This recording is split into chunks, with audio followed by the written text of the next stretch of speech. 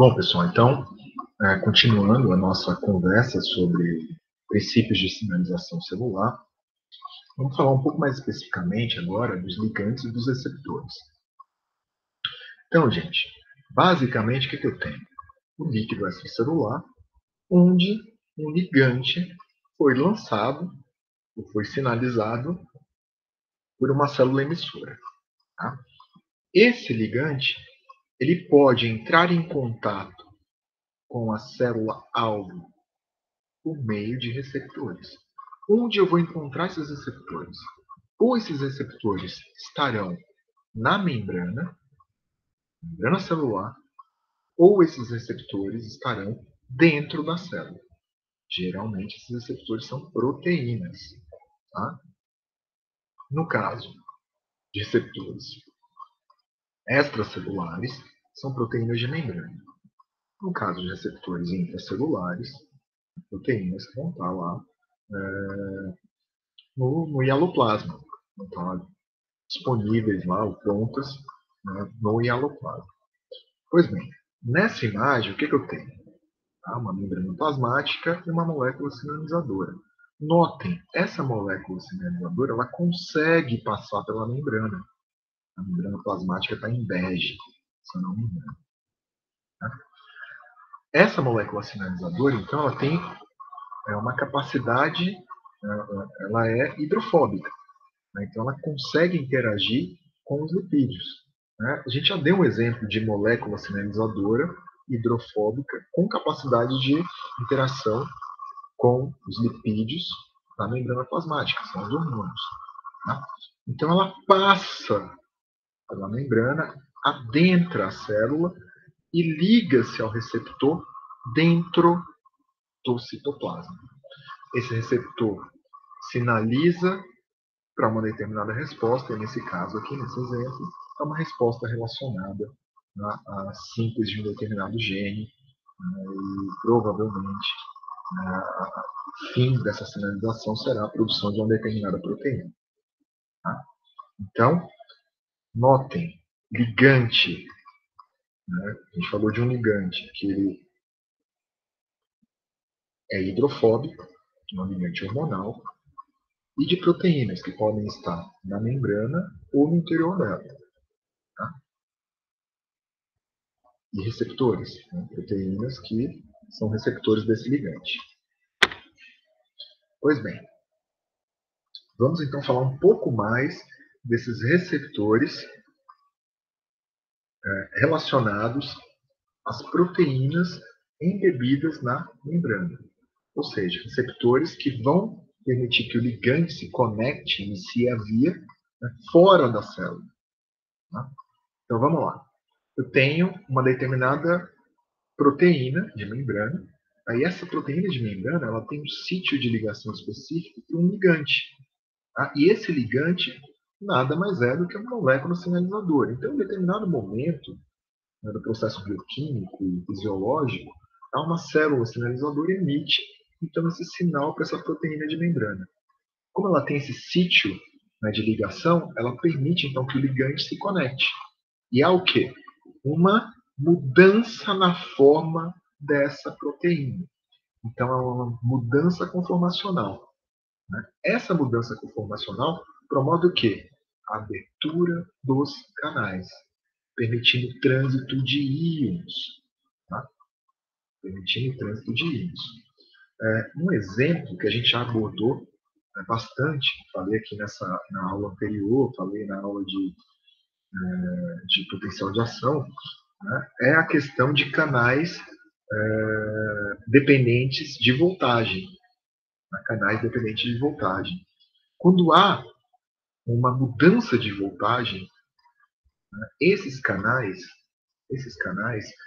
eles atuam como se houvesse esse ligante. Então, esse ligante ele é dependente, ele permite, a mudança de voltagem permite, então, que esses canais de membrana eles mudem sua forma,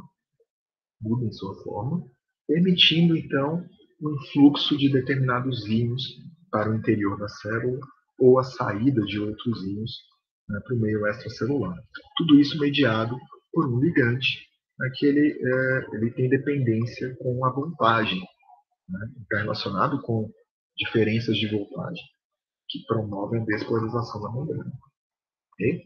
Então, a gente já viu isso. Esse é um tipo de molécula sinalizadora, perdão, esse é um tipo de receptor bastante interessante. E aqui a gente tem essa molécula sinalizadora relacionada, então, a esses canais proteicos. Agora, a gente vai falar de uma proteína super interessante. Então, é a proteína G. Tá? E não se atentem muito a nomes. Tá? Se atentem ao processo. Pois bem, o receptor acoplado à proteína G. Tá? O receptor é um receptor de membrana. Tá? Esse receptor é um receptor com 7 subunidades proteicas, tá? E ele está lá, embebido na membrana. Tá? Na parte interna desse receptor, eu tenho, né, a proteína G. A proteína G. E essa proteína G está inativada, porque eu tenho, tá, um GDP acoplado a ela. Então, sob a presença de GDP, a proteína G está inativada. Então, não há passagem de absolutamente nada. Não há sinalização. Tá? Não ocorre absolutamente nada quando a proteína G está, então, está acoplada a um GDP. Lembrando, a proteína G ela é um heterotrímero, né, composto por 3 subunidades, a alfa, beta e a gama. Pois bem, quando uma molécula sinalizadora se liga ao receptor de membrana, né, que está acoplado a essa proteína G, que está lá dentro da célula, a subunidade alfa da proteína G troca GDP por GTP. Tá? Então, olhem lá. A molécula sinalizou, a proteína G recruta GTP, tá? E isso promove o quê? Que a subunidade alfa se dissocie das subunidades beta e gama e acione uma resposta celular por meio de uma cascata, por meio de, uma, de um sinalizador secundário, um mensageiro secundário. Tá? Então, isso é bastante importante. Tá? O GTP é hidrolisado, né, em GDP e a molécula sinalizadora é desacoplada, tá, do receptor de membrana. Tá? O que essa hidrólise promove? É uma desfosforilação. É uma palavra difícil para mim, gente. Desfosforilação. Pois bem, essas subunidades alfa se ligam novamente ao receptor e as subunidades beta e gama. Okay? Então, essa proteína, esses receptores acoplados à proteína G são extremamente importantes para diversas vias de sinalização que a gente vai abordar agora, né, daqui para diante. Importância mais prática, né, vamos colocar isso, tornar isso mais acessível ao nosso dia a dia. Né? Uma das doenças que mais mata, principalmente em países subdesenvolvidos, em desenvolvimento, é a cólera. Tá? O víbrio cólera é uma bactéria e ela produz uma toxina, tá? E essa toxina atua diretamente nas células do intestino, né? Células da mucosa do intestino. Tá? E essa toxina, ela tem a capacidade de fazer com que a proteína G, que está associada a um canal iônico, tá? A proteína G, que está associada a um canal iônico, fique sempre ativa. Fique sempre ativa. Quando a proteína G fica muito ativada, ela abre esses canais iônicos dessas células intestinais, permitindo então, né, que íons extremamente importantes saiam da célula. Tá? Em seguida, devido à grande saída de íons, eu tenho o quê? O movimento de água por osmose, causando, né, muita diarreia aquosa. Tá? E isso leva rapidamente o indivíduo à desidratação e, posteriormente, à morte. Né? Daí a importância, né, desses mecanismos para a nossa vida. O bom funcionamento desses mecanismos, eles são extremamente importantes para que a gente viva. Né? Qualquer falha nesse mecanismo pode levar à morte. Eles podem se tornar incompatíveis com a vida. Outro tipo de receptor também extremamente interessante ligado, né, à membrana celular, né, ou seja, são proteínas de membrana, são os receptores de tirosina quinase. Tá? Os receptores de tirosina quinase. Pois bem, olha lá na primeira imagenzinha. Tem a membrana celular, tá? Então tem uma porção do receptor de tirosina quinase, tá? Uma porção para fora da célula, né? Adiante no meio extracelular, uma porção média, né, que passa pela célula, e uma porção terminal já no interior da célula, no citoplasma. Pois bem, diante de uma molécula sinalizadora, diante de um ligante específico para esse receptor, tirosina quinase, o que eu tenho? Tá? Eu tenho a formação de um dímero. Tá? Então, essas duas proteínas, elas estão relativamente próximas da membrana e, sob a conexão do ligante, elas se dimerizam, tá? Elas se associam. Quando as moléculas sinalizadoras se ligam aos receptores, eles dimerizam, formam pares. Tá? A porção interna desse complexo proteico, ela está cheia de resíduos de tirosina. Né? Por isso o nome tirosina quinase. Tirosina nada mais é do que um aminoácido. Tá? Que tem uma porção hidroxila livre. Né? Uma porção hidroxila meio livrona lá. Pois bem, os receptores pareados fosforilam os resíduos de tirosina um do outro, no domínio intracelular, região no interior da célula. Tá? Então, ocorre o quê? Fosforilação desses resíduos. Tá? Onde que esse íon fósforo se acopla? Naquela região lá, naquela parte hidroxila da região. Então, tem uma fosforilação. Tá? E isso promove, né, uma resposta celular. Tá? Problemas, né, falhas nesse mecanismo podem levar ao câncer. Tá? Problemas, falhas no mecanismo de receptores de tirosina quinase e de receptores de proteína G podem estar diretamente ligados a metástase. Tá? Então, olha a importância, né, desses mecanismos celulares, né, moleculares, bioquímicos para a nossa vida.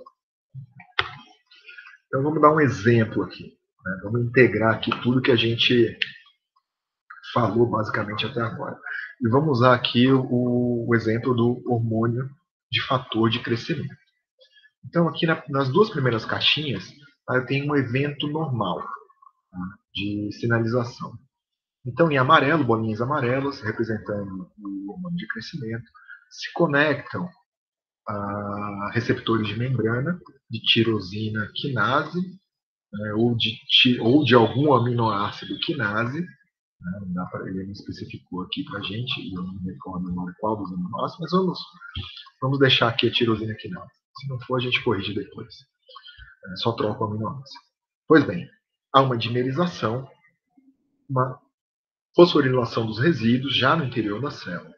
Tá? Isso promove uma sinalização para uma outra proteína, tá? Uma proteína interessantíssima, que também é uma G proteína, tá? A RAS. Tá? Lembra que proteína G, mediante GTP, ela está ligada? Pois bem, ela só se liga por quê? Porque houve a sinalização do fator de crescimento. Então, o GTP atua na RAS, isso faz com que haja o recrutamento da RAF, que é uma enzima, que promove divisão celular e proliferação celular.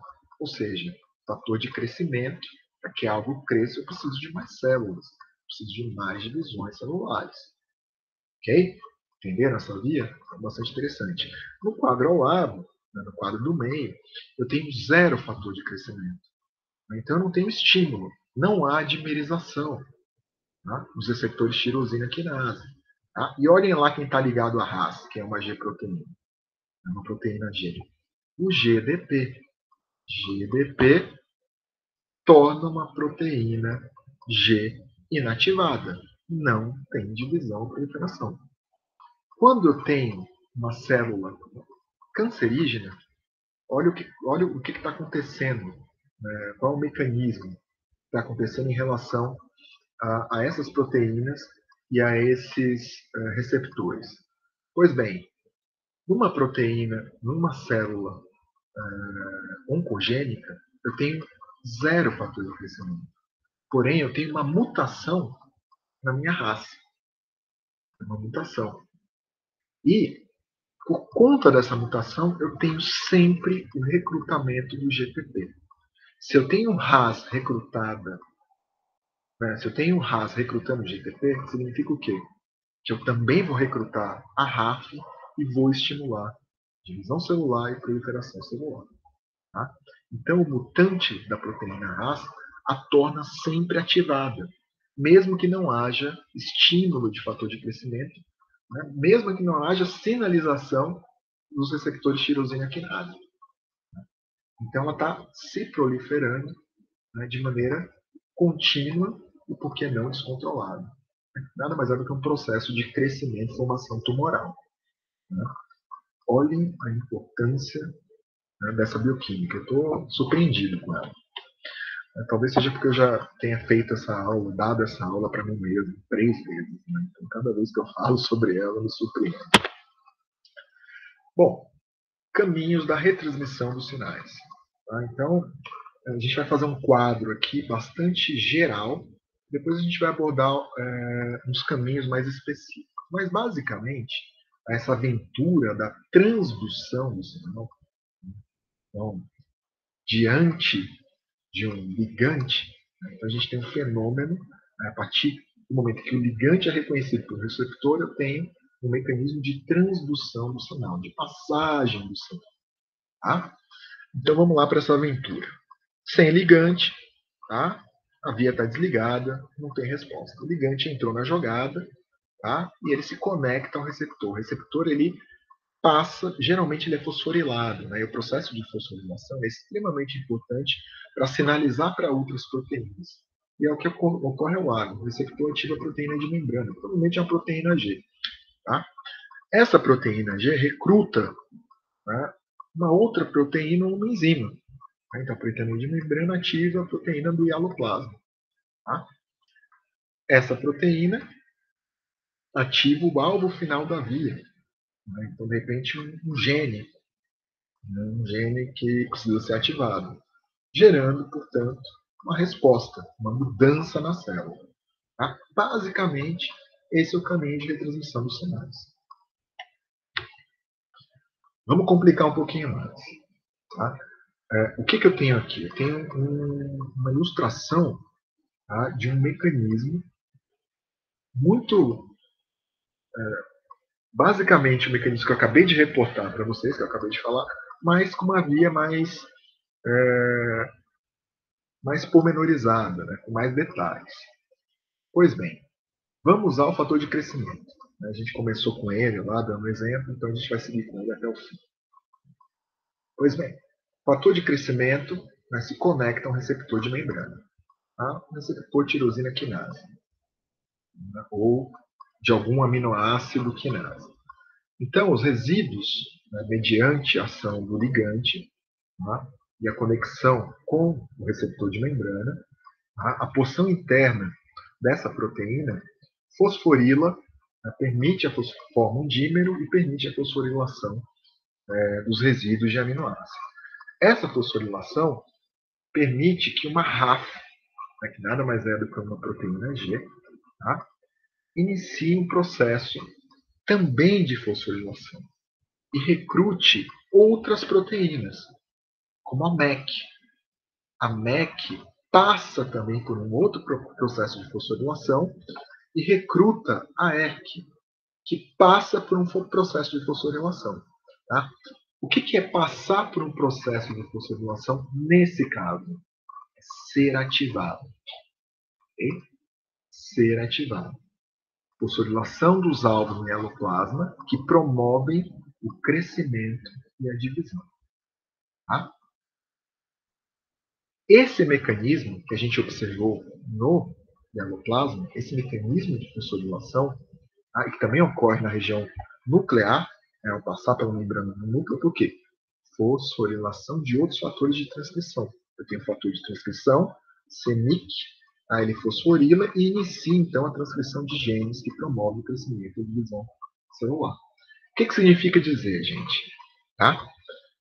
Que o sinal da ERK fosforilado inicia, né, promove uma ressinalização para dentro do núcleo, né, para componentes importantes no núcleo capazes de fazer a transcrição, tá, de genes que promovem o crescimento da divisão celular. E aqui é a mesma coisa no citoplasma. Tá? Tudo isso dependeu, né, de uma cascata de fosforilação. Também é conhecida como cascata de proteínas quinase ativadas por mitógeno. Tá? O que é um mitógeno, gente? Tá? Mitógeno é um fator de crescimento, é um ligante que estimula a mitose. Tá? Mitose, divisão celular,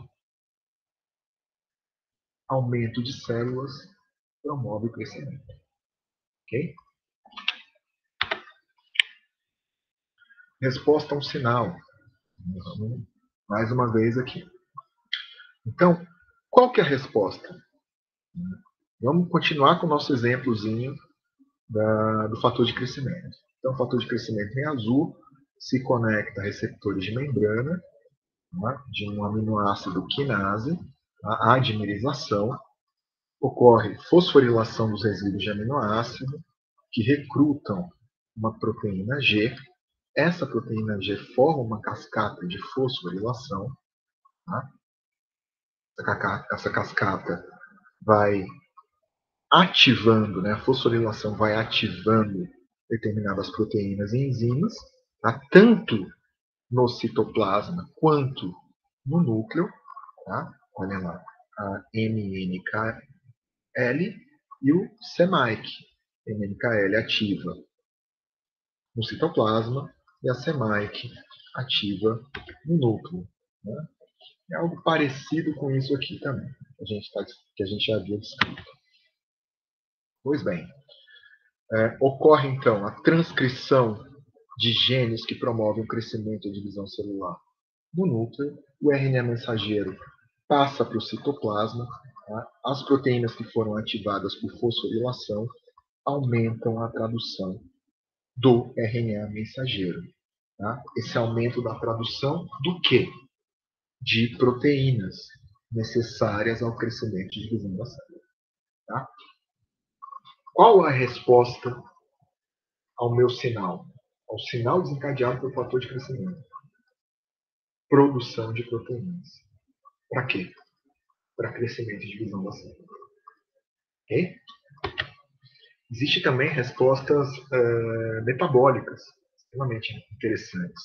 Eu gosto bastante dessa via aqui, porque ela está diretamente ligada com um mecanismo que é fundamental e que foi fundamental para a nossa sobrevivência, que é o mecanismo de luta e fuga.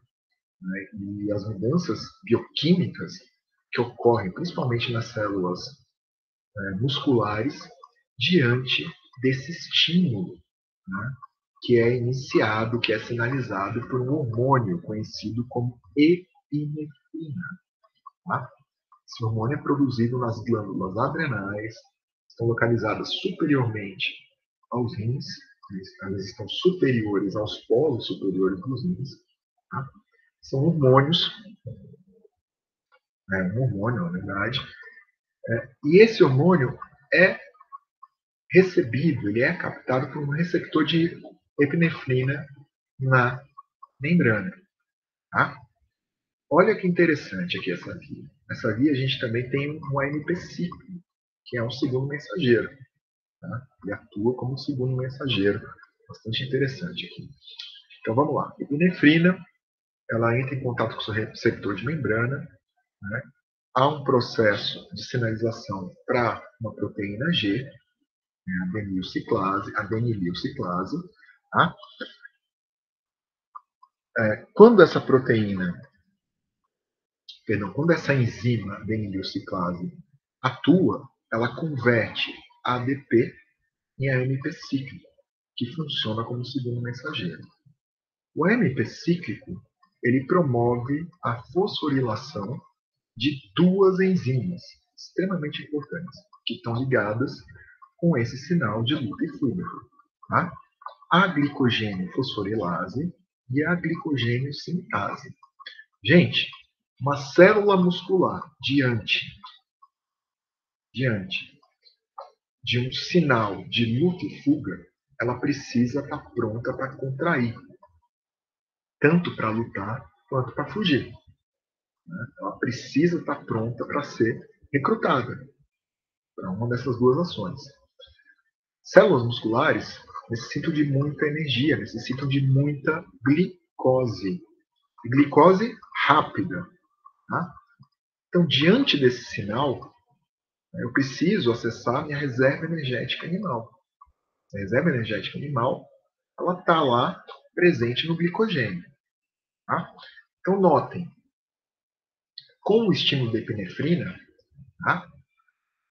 Eu tenho, então, a fosforilação da glicogênio fosforilase, ela se torna ativa, tá? Ela se torna ativada, e isso permite o quê? Que glicogênio, que ela converta glicogênio em glicose, e essa glicose fique disponível para a célula muscular para fugir ou lutar. Né? Em contrapartida, a fosforilação da glicogênio sintase inativa essa enzima. E por que é importante a inativação dessa enzima? Porque se tem glicose sobrando numa célula muscular, o que a glicogênio sintase vai fazer? Vai transformar ela em glicogênio. Então, ela precisa ser inativada para não recrutar a glicose que foi recrutada anteriormente pela glicogênio fosforilase. Então, aqui está uma via metabólica extremamente interessante, relacionada, então, com os nossos mecanismos de fuga e luta. Bom, gente, usei como referência o Biology Second Edition, na segunda edição da OpenStax, está acessível nesse site, é um livro livre de direitos autorais, então vocês podem usar, acessar. Tá? E também eu gosto muito do site Khan Academy, usei bastante referência nesse site, imagens, bem interessante. Apoio para o estudo. Tá? Leitura do capítulo 9 do livro Biology, segunda edição. Se eu não me engano, já tem na OpenStax esse livro em português.